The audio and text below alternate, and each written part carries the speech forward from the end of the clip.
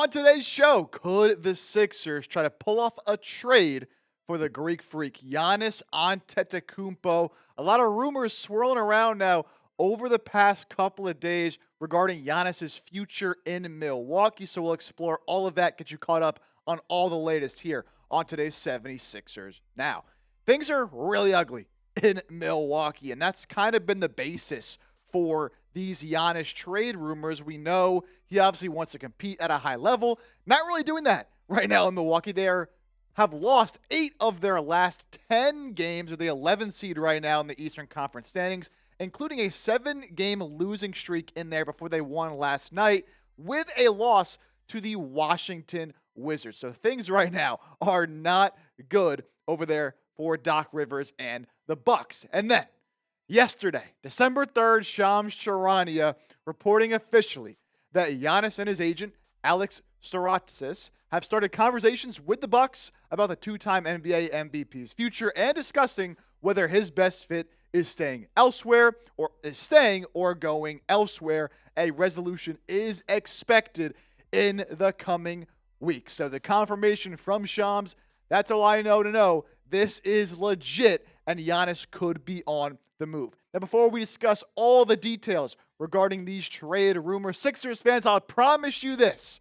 If the Sixers do somehow pull off a blockbuster trade for Giannis Antetokounmpo, we will go live here on the channel because that's the standard. That's what we do. So hit that sub button and turn on your notifications. That way, we push out a show, when we go live, you will be notified.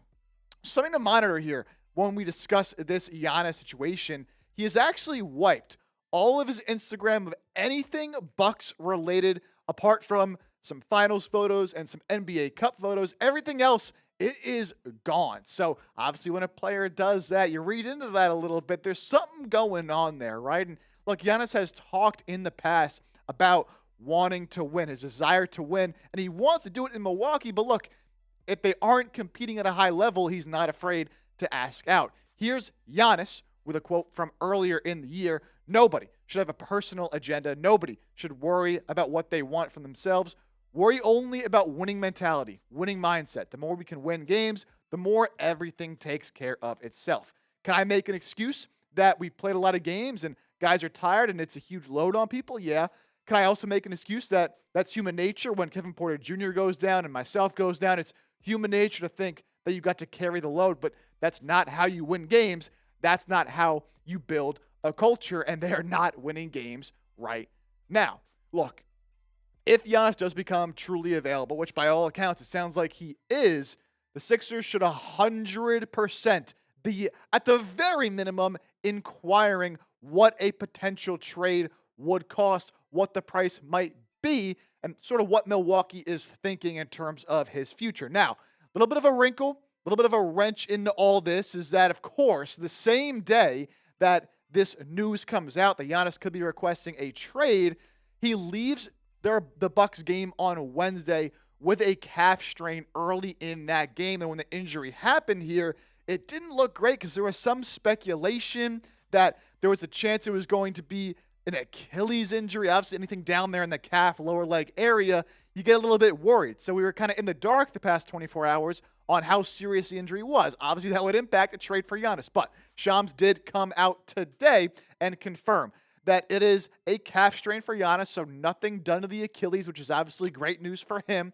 on a personal level, obviously. Expected to be sidelined approximately 2 to 4 weeks. So the idea of trading for Giannis is still very much alive, even though he will be out the next couple of weeks. You know, could be a time where Milwaukee, they tank, they lose a lot of games, and they're like, all right, it is time now to officially move on. Some potential destinations for Giannis. Obviously, I'm putting the Sixers in here at the very top. That is the focus of our show, and I think they do a pretty good trade package for him, which we'll get to here in a moment. But the Knicks are a team that have been heavily talked about with these Giannis rumors, even going back to the summer. The Miami Heat, the Atlanta Hawks, San Antonio Spurs, some of the other teams at the top of the list when it comes to potentially trading for Giannis with their mix of assets, having interest, and so on and so forth. Now, on the Knicks front, they're far and away, I think, the number one team that Giannis wants to go to that could actually trade for Giannis. More from Shams Charania here over the offseason. Giannis explored some external options and was open playing for one team outside of Milwaukee, the New York Knicks, as a potential trade home. Sources described it as an exclusive negotiating window for the Knicks over a multi-week period in August, but that will not be the case moving forward. Obviously, nothing did materialize over the summer, but the Knicks and Giannis have long been linked, going all the way back to this summer when some of these rumors did start. I will say this. When we think about potential trade packages and destinations, the Sixers can put together a pretty compelling trade package for Giannis. So we're going to look at what Philadelphia can offer and what some of these other teams can offer as well, what a Giannis trade could actually look like. That'll be right around the corner. Before we do get to that, want to give a shout out to today's presenting sponsor, our good friends here at 76ers Now, and that is DraftKings. Make sure you get signed up using that code SixersChat. Here is more on DraftKings. We're only a few weeks in, and the NBA season is already wild. Stars are going off, rookies are making noise, and the action doesn't stop. DraftKings Sportsbook, an official sports betting partner of the NBA, is where you can get in on all of it. Don't forget, the Emirates NBA Cup is rolling along. Big moments, big matchups, and a whole lot on the line. Don't miss out. Jump in and bet on the action today. New customers, bet just $5 and get $200 if your bet wins, paid in bonus bets. Download the DraftKings Sportsbook app and use code SixersChat. That's code SixersChat. Bet $5 and get $200 in bonus bets if your bet wins. In partnership with DraftKings, the crown is yours.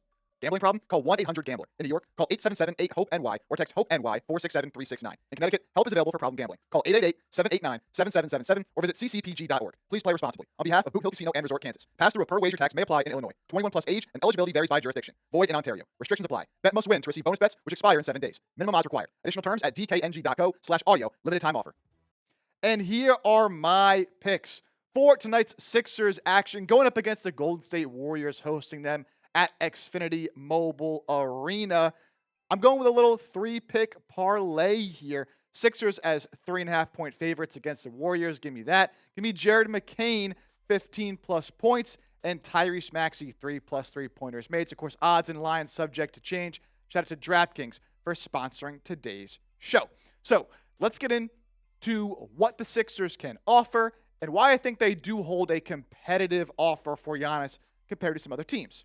So, when it comes to the Sixers' assets here, they have the players to match salary for, of course, Giannis' big salary. Both Joel Embiid and Paul George making $50+ million.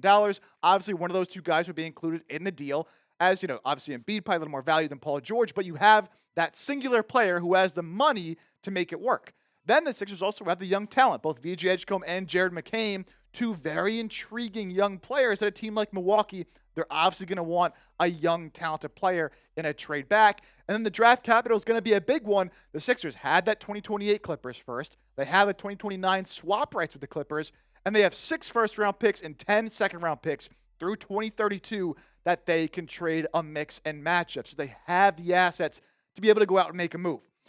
And when you're trading for a player like Giannis, it's going to cost a lot. You're talking about a guy who's a top 5 player in the league, been an MVP, defensive player of the year level guy.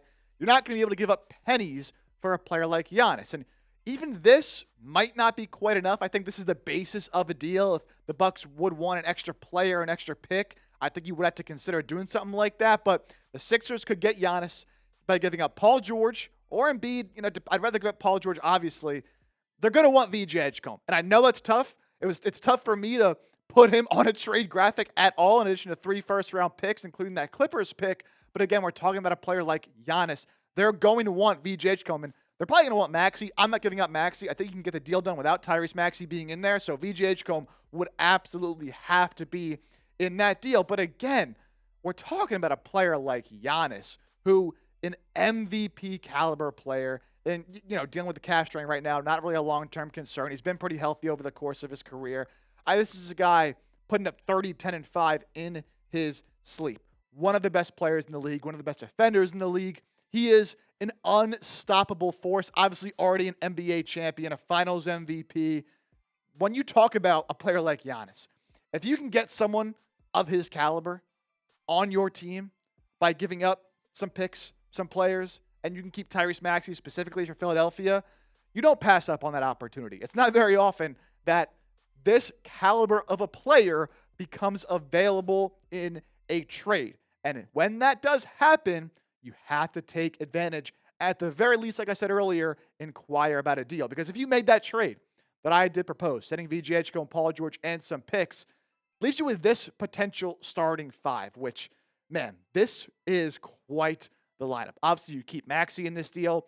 Quentin Grimes, I think, would slide into that starting lineup over Jared McCain with VJ Edgecombe gone. When healthy, Kelly Oubre starting at that 3. You slide Giannis in at the 4 with Embiid at the 5. Even if Embiid misses games, right, and when he doesn't play, this is still a disgusting lineup. Just the duo of Maxey and Giannis, what they would be able to do on the floor with Maxey's speed, getting out in transition, Giannis's defense, it is just...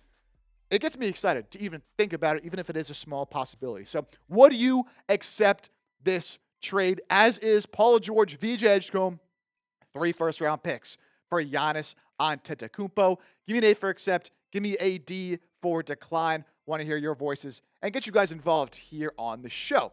Now, of course, we talk about a Giannis trade. Got to talk about the other teams that are involved. The Knicks, as I mentioned, are far and away the favorites right now for a potential Giannis trade. It's where he wants to go. The Knicks have had interest, right? So their offer, how does that compare to a team like the Sixers?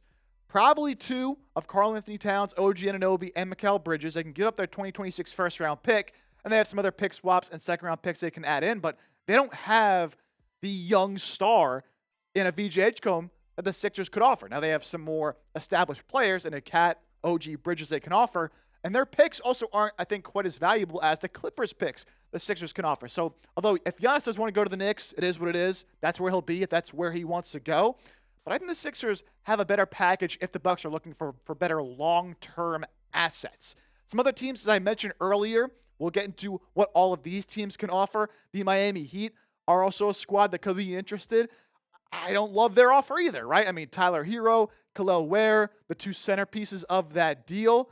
I think VJ Edgecombe is a more intriguing asset than either of those 2 guys. And then, some fill-ins in Wiggins, Simone Fontecchio, a couple first-round picks they can trade as well. If I'm the Bucks, I'm also not blown away by this offer, right? Obviously, Hero be the best player they could get in that deal, but is that really what you're trading Giannis for? And, 2 first-round picks from the Heat, how good are those really? The Atlanta Hawks are a very interesting team when it comes to making moves, right? They're hot right now, even with Trae Young not being out there. They have a lot of picks. They have a lot of young talent. Do they make that all-in kind of move and give up some players? Now, honestly, if I'm Milwaukee, I kind of really like this offer. Jalen Johnson is a stud, an absolute beast. And you want to talk about getting a player who's still young with a lot of potential, but also really good right now? That's Jalen Johnson. Reece Shea, the first overall pick just a couple of years ago. Obviously not your typical first overall pick with loads of potential, but he's a good player. I like Asa Nua's potential as well, and 4 first-round picks. So I really like this offer if I'm Milwaukee from Atlanta, but do you want to trade him in conference to a rival team like Atlanta? Then the Spurs are also a team that absolutely could be interested. A Giannis Wembanyama pairing. I don't know how the league would possibly stop the San Antonio Spurs, especially if this is the kind of deal they're giving up. Now, they have a boatload of first-round picks. So if draft capital is the focus for Milwaukee, that's what they want, man, they can offer a ton of first-round picks, along with some good young players. Stephon Castle, Rookie of the Year, Keldon Johnson, Devin Vassell, 2 solid starters/rotational pieces. So this kind of gives Milwaukee some flexibility, right? Some good players now, a good young player in Castle, and a bunch of first-round picks. So there's going to be competitive offers. That's Giannis, right? You're going to throw the house at him. But I think Philadelphia has just as competitive of an offer as any other team out there. Predict it for me. Will Giannis be traded this season? Originally, I kind of thought maybe we'd wait till the offseason, but look, Milwaukee's been so bad at this point, and if Giannis really does want out. Now, Doc Rivers came out and said, Giannis has never said that. Giannis doesn't want to be traded. I haven't heard that. Do we trust Doc Rivers with what he's saying, right? I'm going to trust some of this reporting that he does want out. So predict it for me. Will Giannis be traded? Just give me a yes or no down there in the comments section. And before we hop on out of here, go ahead and give me a follow over on social media. I have an Instagram page for the channel at 76ersNow IG. That's growing. And my personal Twitter page as well at Jake Chipper. Always talking about the Sixers, tweeting out on game day. So if you followed me today, you would see I tweeted out the Sixers injury report. So for extra content, give me a follow over there. Of course, don't forget to subscribe, and we'll see you next time right here on the show.